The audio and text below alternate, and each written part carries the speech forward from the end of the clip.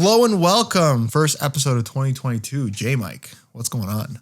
Well, I want to say welcome back to everyone out there and to us. I guess we've taken a break and we've taken a long break. I simply just I took some time off to spend time with the family, with the kid and stuff. So yeah, we just pulled the plug for some time.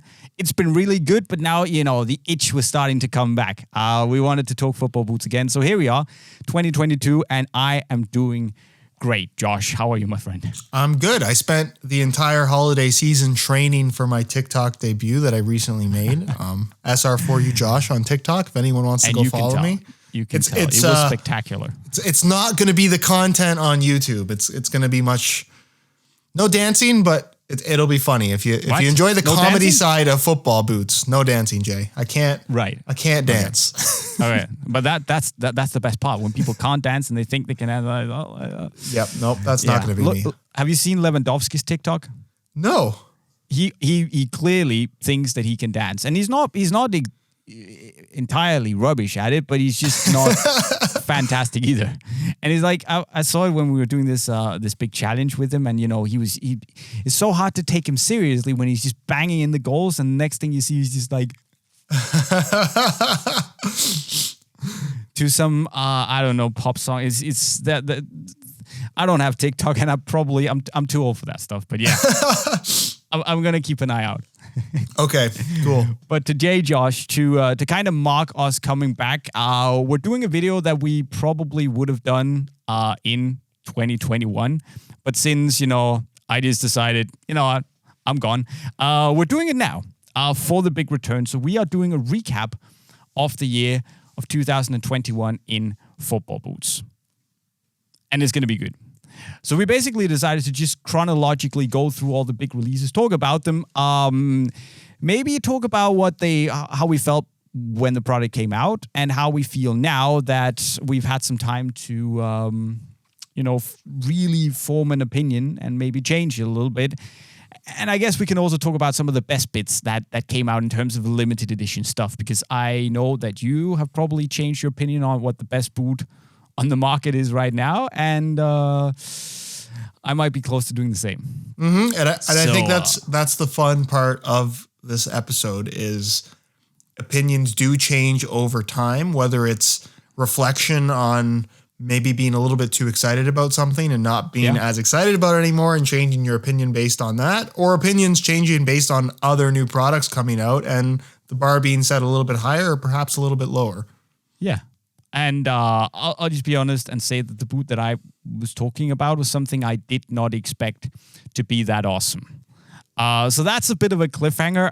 If you want to make sure you follow the journey as we get back on track, just make sure that you subscribe to the Boot Nerds podcast, and also maybe go and like the video if you're excited to see us back. And if we get enough likes, who knows, we're going to make another episode. Huh? Keep them coming.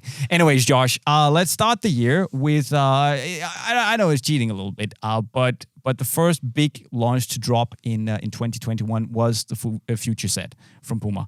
And it had kind of teased already in 2020, but the teaser boot was different, and this was the first time we saw the inline boot. And it was colorful and a big change from the 6.1. What were your thoughts back then? I mean, I was impressed with the boot as a whole, and I still think it has something about it that's different from everything else, which I think is important in any new football boot. You want something that is unique, and the fastening system through the midfoot and the way that boot wraps your foot in general is different from everything. When I made my end of year boot awards videos, there were a lot of people that seemed to be surprised that the Future Z was not a winner in any one category. I think it's a really solid, it's a really solid knitted football boot. And I guess if you're into the knitted uppers, it's probably one of the best options out there. But is there any one thing about it that it does exceptionally well over everything else in a category? No, I think it's a well-rounded product that has very little about it that makes it stand out. Exactly. And I think what I said in my review, and I still stand by that actually, that if this had been, at least for my foot, true to size, I think it runs maybe a quarter of a size, maybe even a half a size long for my foot. I would have enjoyed it even more because it does a lot of things right. It's comfortable, it fits well, has a good snug fit without being too tight. Relatively light, moves well with the foot. The plate is good, but as you say, it doesn't have that, that specialness that really is not the most comfortable boot on the market. I think it's being overdone by others out there. It's not the lightest, it's not the most responsive, it's not the one with the most grip, even though it's good. It's just nice. And it's one of those boots that every time I go out and make a video in it, I'm like, I still really like it. But then come match day, I just always end up going for something that's a little bit more specifically what I'm looking after on that day. Mm-hmm. So I mean, it's a good solid boot, but yeah. Yeah, and that's the thing. I think football boots nowadays, you want to pick your boots based on this one element that you really like, and you're typically going to gravitate towards whichever football boot does that one thing the best. And I don't think that the Future Z has that standout element in terms of being the best at one thing. And that, like, I hate to say that it's a boring football boot because I don't necessarily think that, but when I'm even recommending football boots to people based on what they're asking that they want, the Future Z is one of those boots that just very rarely pops up as like, oh yeah, that's a standout. But that's because in all those categories that it wants to do well in, there are others that, to me at least, they just do a little bit of a better job. If you want comfort, well, then you can look at so many other boots, right? But with that said, it reminds me a little bit of what I got in the Puma 1s and the 19.1s. It's just a really well-rounded boot that I just like it whenever I wear it. So well done, Puma. I think it's a product that still actually feels exactly what I felt like back then. A little bit meh, but actually a good product. Yeah, no, still good for sure. Anyways, then we also got the Predator Freak Plus and the 0.1s. And Adi changed quite a few things, the shape and the construction of the color. They took away actually some rubber spikes. But apart from that, it's more of those like technical facelifts, where, little tweaks than it was a big revolution. I personally thought that it was an improvement over the Mutator, and it basically was what the X19 Plus was to the X18 Plus. Felt largely the same, but was an overall more enjoyable boot to wear. Sure. I'll give it that. I think they've made subtle improvements that make for a better experience in general, but something bad's coming now. Yeah, there's a look, I love the demon skin spike concept. I think is arguably the best technology in football boots, in that even if you know nothing about boot and boot tech, you can put that on and realize these are different from everything else. It's something that you can actually feel and get a difference from. Where I'm not as high on the Predator now as I was when they first launched is this is going to vary from person to person based on foot shape, but I don't find them very comfortable. Whether it's the laceless model or any of the 0.1s, I don't think the upper feels soft enough. I don't like this shape that they've gone for. I understand trying to commit to this older Predator shape, but I don't think it works with the new materials. And it's just not a football boot that I put on my feet and say, wow, these feel really good. I would like to wear these over other options, at least from a comfort standpoint. And for me, comfort is a big thing. And I just don't think they're very comfortable football boots. But that's the thing. In 2021 and 2022, you just can't afford to not have a comfortable football boot from the get-go. I mean, the days of which you could kind of live with having to break boots in, they're gone. I mean, they have to be comfortable straight out of the box. And I don't think that the Preds are necessarily uncomfortable, but I know what you're saying is not that wow sensation that you necessarily could get, which is difficult when you have like 200 and something little rubber spikes sitting on the upper, because that just stiffens up that area, right? But yeah, I don't mind them. It's definitely not my go-to boot. But when I do wear the low cuts, I enjoy them. They've got a nice punch to them, as well as being relatively nimble. So yeah. But you're right. The shape is, especially in the midfoot, they're very tight and very wide in the midfoot for my foot. So a little bit weird. But yeah, I think if they could modify the shape and soften up the upper a little bit, it would be a significantly better football boot.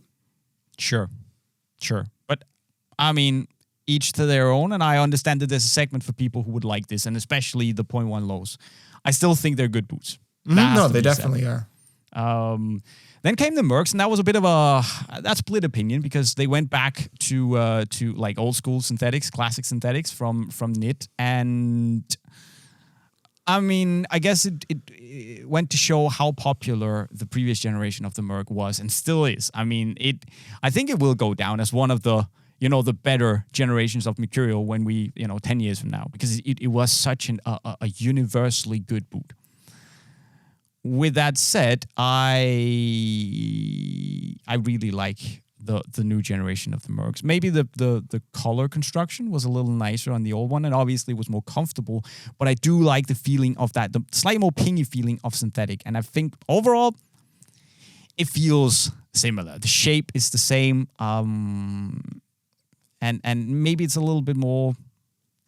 It feels a little thinner and a little bit more firm in the material, but I feel like it stays true to the direction that the Mercurial has taken over the last couple of years. Yeah, it's for how significant the redesign looks compared to the previous generation. It's very much a sidestep for the Mercurial in terms of feel and experience. The synthetic is a little bit stiffer. It's a little bit more pingy. It's maybe a little more raw to the touch on the ball. But is the experience really that different from the previous generation with the full Flyknit upper? So, no. I'm also kind of the opinion, and I had this pretty early on, that I just thought the Flyknit upper of the Vapor 13 and Superfly 7 felt a little nicer on your foot. I would take the nicer, more comfortable feel on foot over the 0.5 millimeter of extra thickness that they've shaved with this Vaporposit upper. But at the same time, I wouldn't be bothered to wear the newest version. I think it's more or less 99% of the same experience in a package that looks, I would say, more different than you'd expect it to. Like, it looks way different, but doesn't actually feel different. It's more perceived newness than it actually is in reality. And I think you're exactly right. I also personally like the Vapor 13 and Superfly 7 upper just a little bit more because it's that bit more comfortable. But because especially the AG tooling on the new one, for me, is a little bit specifically better on AG. I just wear this when I'm on AG. And I'm happy about it. So I think my opinion hasn't changed much. And I still think it's a good boot, but I'm not as much of a dedicated Mercurial guy anymore because of something we're going to arrive at in a second. Let's just round off the Copa. I think my opinion on Copa has changed. I wouldn't say I was impressed with it when it came out, but I like the fact that it did something very unique, and it has a unique feel. It gives this, streamlined and still pretty cozy leather feel. It sits somewhere in between the old Copas and the Morelia Neos is the sensation I got, because it is so sleek and streamlined on foot, but it just doesn't do itself any favors by sitting in that area. It's a little bit like this is a boot in limbo. It's got that super pointy toe box, and there's just not enough leather on it to really feel like a Copa to me. And it's I don't, I'm a little bit more mad at it when I'm not wearing it for what I think it should have been. When I get it on, I'm always like, it's actually, it's all right. I understand why I said what I said in the review, and I still stand by it, but it doesn't have that wow factor that will make me come back and pick them up to wear in a match. And that's a problem for it, because the old Copas did. Yeah, and I agree with that. I think visually it's one of the coolest looking boots of the year. I love how that Copa Sense Plus looks. It's so sleek and sexy, huh? But I think what they did with that heel liner with the Sense Pods, which granted they've improved with changing the liner up. Sure, so it's a little bit less sticky on the later colorways, but it's unnecessarily uncomfortable and abrasive through the heel. I think the shape and fit of that upper, despite there not being very much leather, is really impressive given the laceless construction. Yep. But all the sleekness is kind of taken away when they pair it with what is easily the most clunky sole plate on the market right now sole plate is from the rubbish, big brands. man. It's Yeah, just, it's unnecessary. It's an upper and a base that don't match up with each other very well. And again, for $275, you have so many different options, whether you're after a knitted football boot or a leather football boot. I don't want to say it's like the future, because I think the future is a better product overall, but like the Copa Sense is for somebody that just really wants a Copa Sense. Yeah. And that's it. And imagine if they slapped this on the old Copa tooling with the old Copa heel, it would be a very good product. I wouldn't be that much against it, but it just has some flaws that just, yeah. Now, I think it's a step backwards for the Copa. And I felt like it was a step sideways back then, but it wasn't. It was a step backwards for the Copa. And that's just Sense Plus. I think Sense Point 1 was even more disappointing. Because I think that boot looked good as well, but there's even less leather. It's remarkably uncomfortable given how traditional the design is. I don't even know how they manage that. No. It's just... And then you compare it to the Tiempo for the $5 price difference between them. And it's like, why on earth would you pick these? Yeah. Why? And I don't think people are, even the pros who are getting paid to wear them, they won't really wear them. So there's that. Anyways, we move on. We got a new set of New Balance boots, which you have the Tequelas. I actually haven't tried the Tequila 6 Pluses. I know you say they're better and softer, which... is good to hear, because the 6 ones were rubbish. Sorry, not the 6 ones. The what 23, right? Yes. The oh my gosh. Yeah. I think it's this is the 6 Plus. That's the 6. Yeah. I've been away from the game for too long. There's so many numbers. Yeah. But you know, the Tequila 3s, I've tried those. I really disliked them. They were stiff as. They were stiff like we're back in 2010. Yeah, I think the improvement here is that this upper is less stiff. It feels more sock-like, which I think is what you expect from a knitted upper. Is it a standout product as far as top-end boots go? Absolutely not. No.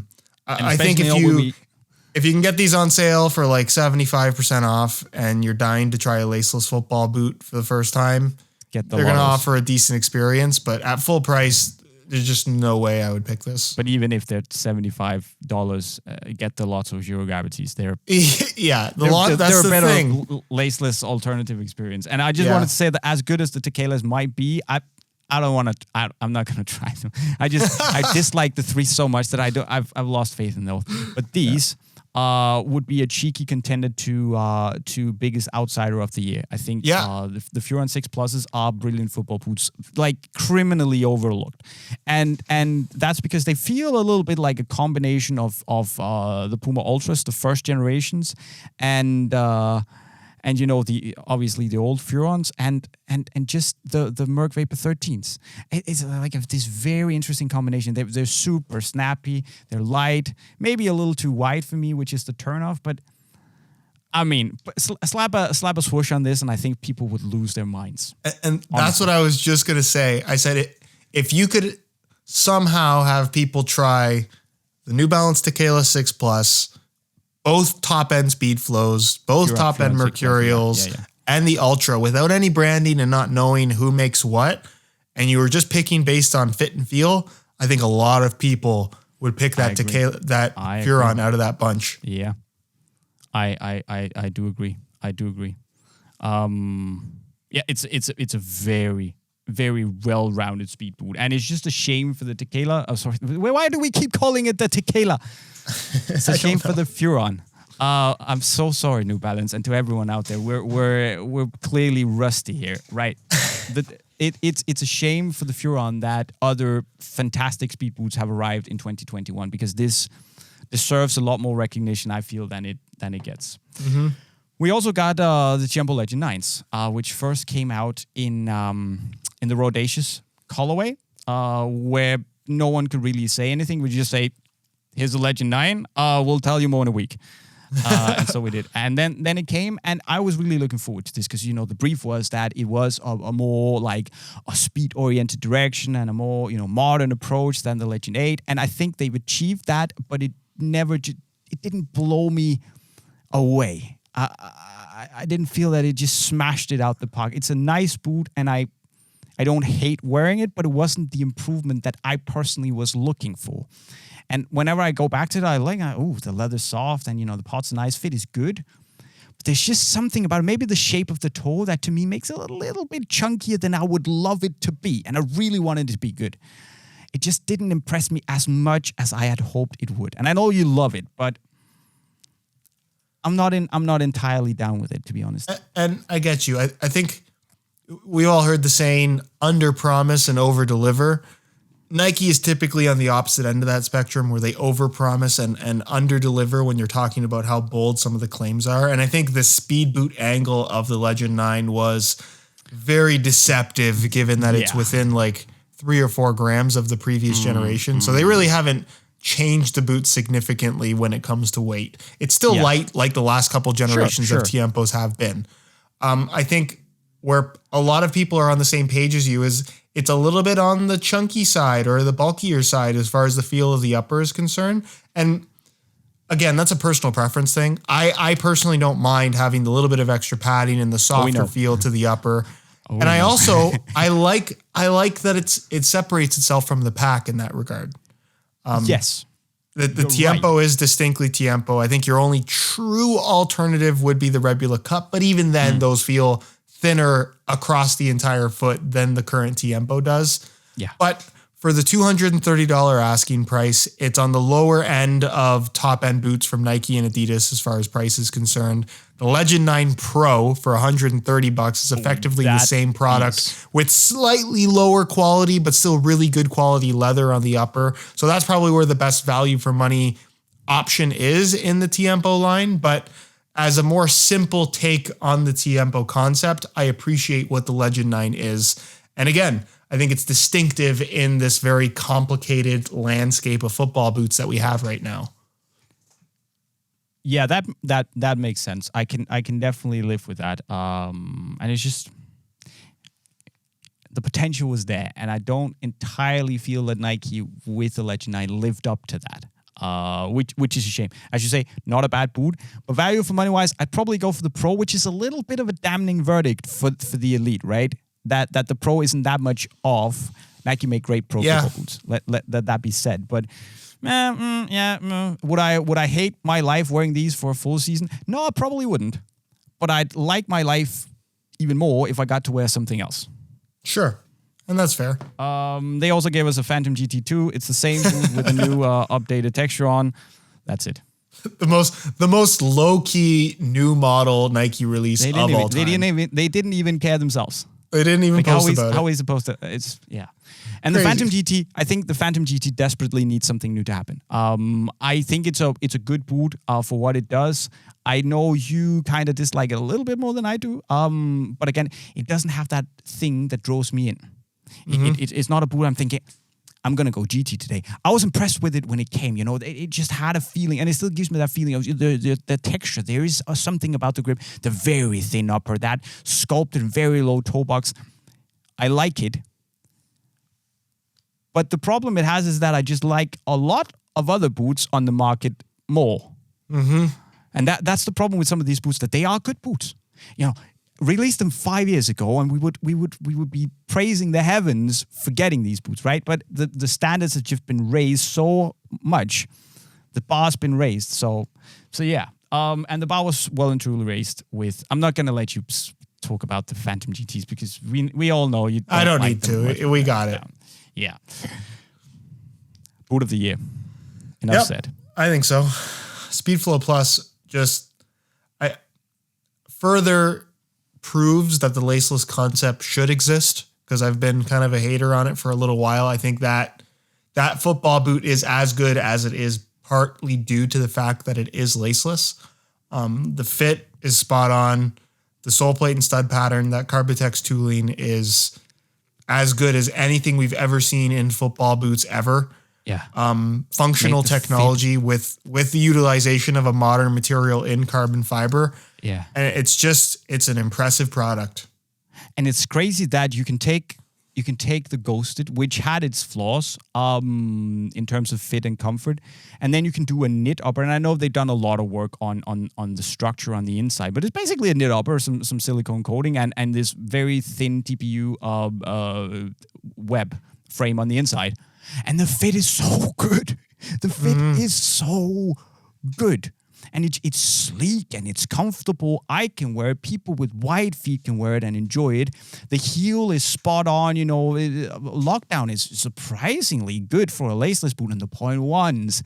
I have said many times, and I'll say it again. For me, the best F50 Adis, the best Adidas speed boot is the 2014 F50 Adi Zero. This is right up there. And I reckon that in 5-10 years, we're going to look back at the X Speedflow 0.1 and the Plus as one of the highlights of the beacons in Adidas speed boot history. I genuinely think it's that good, and I have no idea how they're gonna improve on this. I don't know. That's the scary part, and I said this in a recent video. Is I'm a little bit worried for the next generation of X because they can make a sideways step, I'm sure, but when you're trying to improve upon something that good, that already made such a big leap forward compared to the good product that was the X Ghosted, I don't know where they go from there to make them better, which leads me to believe that whatever's coming out is just not going to be as good, which is sad to say, but we've seen it far too often in the football boot industry. So cross our fingers, because we do know there's probably going to be something new. It's a World Cup year. All the brands are going to go crazy with releases. So don't screw it up. Adidas, if you're watching. Puma also gave us an Ultra 1.3. Massive change. Completely new direction, but what a change. I think that the title as the biggest positive change of the year should go to the Ultras. I like the old Ultras, absolutely, but this is coming back to the speed boot roots. This is coming back to come and breathe down Nike and Adidas's necks. This is a challenger, 200 euros. It's sleek, it's fast, it's thin, it's light, it's sexy, it's everything it needs to be in one package. And if I were Nike and Adi have one of the best products on the market in the last, I don't know how many years. Okay, they're good. But Nike, man, I would feel under pressure if I'm Nike. 200 euros, my man. I think what's so cool, pricing is huge. To be less expensive than your main competition by quite a significant margin. 50 euros. 50 euros is a big price difference. You're saving a decent amount of money there. You know how many pairs of Pure Grip socks you can buy with 50 euros? Just saying. It would be a lot. But I think what the Ultra does better than every other speed boot right now is wow factor. Yeah. I think if you go into a football shop and you don't know anything about football boots, but you want something from the speed category, if you put those on your feet compared to anything, those are going to stand out just based on how light and thin and effectively weightless they feel on your feet. I compare it to the 2010 F50 Adi Zero when those came out, and everyone was just kind of enamored with how light it was. Yeah. And speed boots since then have gotten quite a bit heavier and chunkier, and they're just now kind of coming back down in weight to that area again. But the Ultra 1.3 is there right now, and it's just it's so unusual to have that anomaly product that if you go into a football shop and say, I want the lightest boot, the Ultra is not just the lightest, it's the lightest by far. And for whatever reason, I think we've talked about this on the podcast before. You're not going to feel 10 grams. You're probably not even going to feel 20 grams. But when you're talking about a football boot that goes from the 6 ounce range to the 5 ounce range, even if that is only 10 or 15 grams, it's such a noticeable amount of weight at that point when it's getting that light. Oh, yes. Oh, you feel it. And for me, and it just came to me right now, this is the the culmination of what Puma started with the SL boots. It gives you a little bit slightly thicker feel than you got in the SLs, but it's a positive thing, right? It gives you that completely razor sharp feel, completely minimal sensation, and it's still relatively snappy.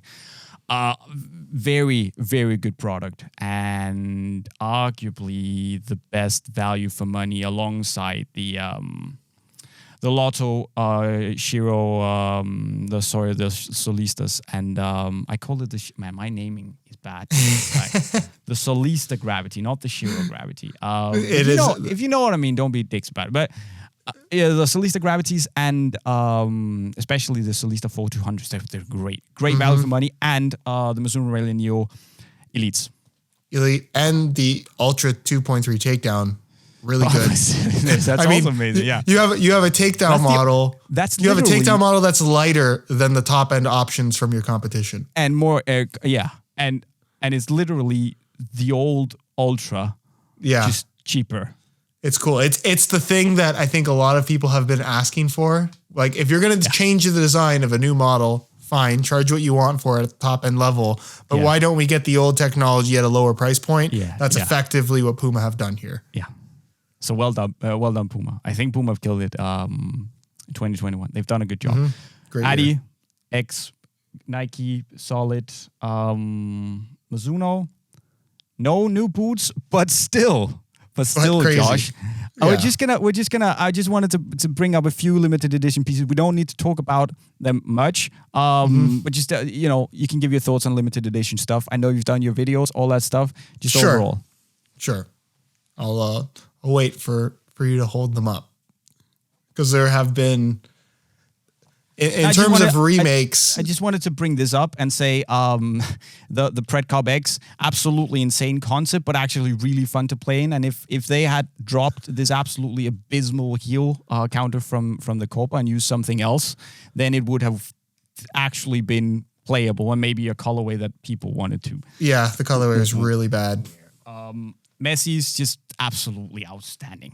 Coolest limited edition colorway of the year. Yeah, I agree. These, they're not boots, but my absolute God, those are sweet. Fantastic. Cool.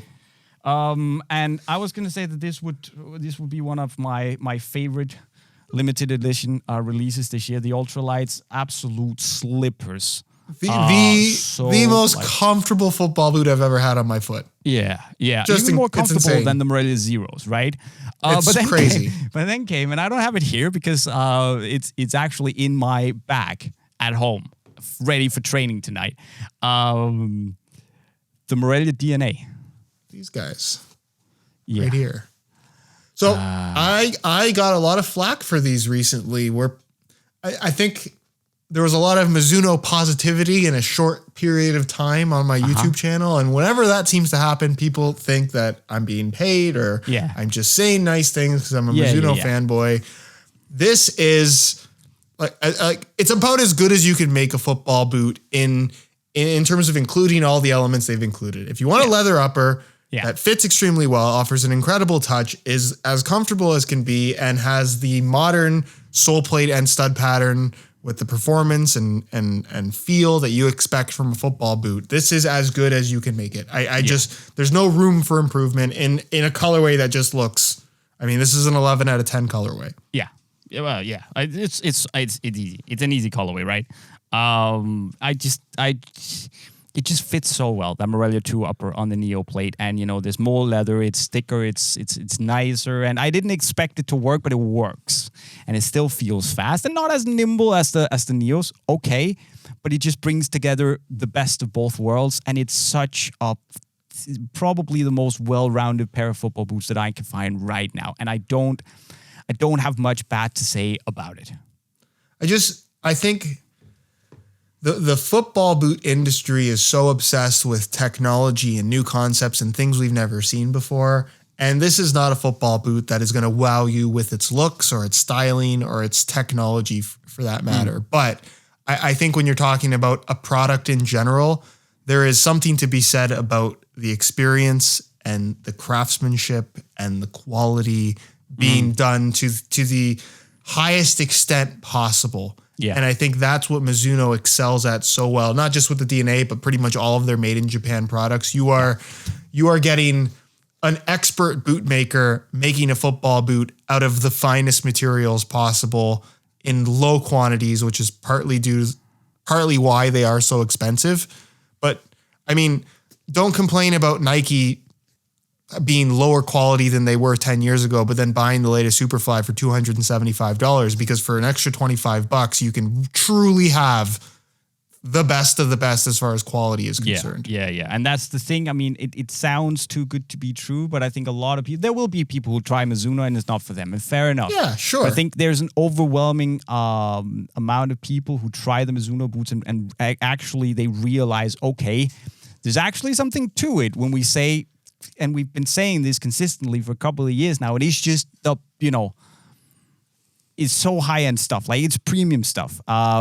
It's just, it is truly next level. And that Morelia DNA for me just puts everything that is good together in a cocktail that just fits so well together. And I appreciate that. It's replaced, for now at least, the Morelia Neos in my matchday bag. And that takes a lot.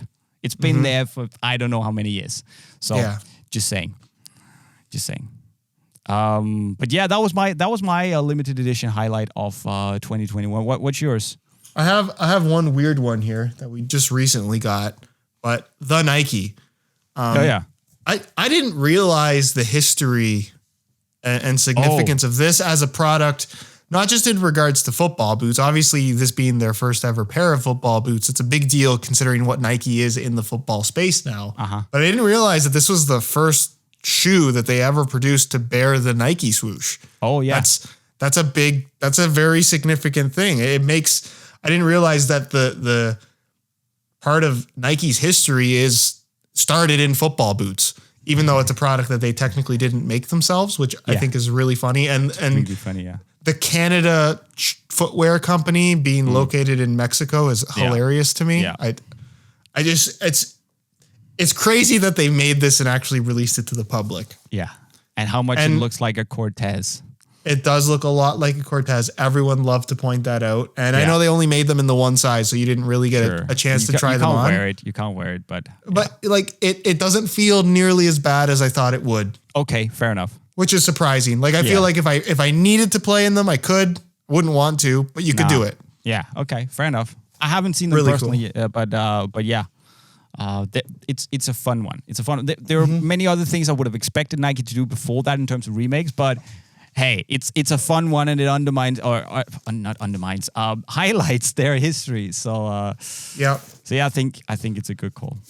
Also, Predator Pulse. I think I've been asking for the Predator Pulse to come back for a little while now. I think it's just a really underrated product, and I think in the second time around with this white and gold colorway, because the blue on blue on blue with white and pink, just I don't know, not my thing.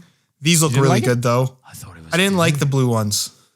Not a big fan of those. This colorway though, really good, and I think out of all the Predator remakes, this is probably the best one to actually play in. Yeah, that and the Japan Blue Mania. I agree. Really like those. Yeah.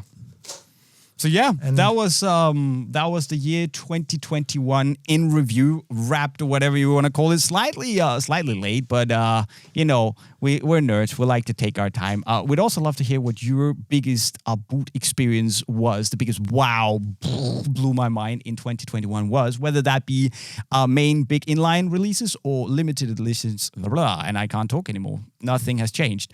But let us know in the comment section right down below. Also, make sure you subscribe to the Boot Nerds podcast. And if you have any questions that you'd like us to answer, please leave them in the comment section right down below so we can get back into the groove. Also, leave a like on the video if you liked seeing us back, and go subscribe to our channels next to our heads. And with those words, I've been JayMike, and I approve this message. Thank you very much. Thanks for watching. Goodbye.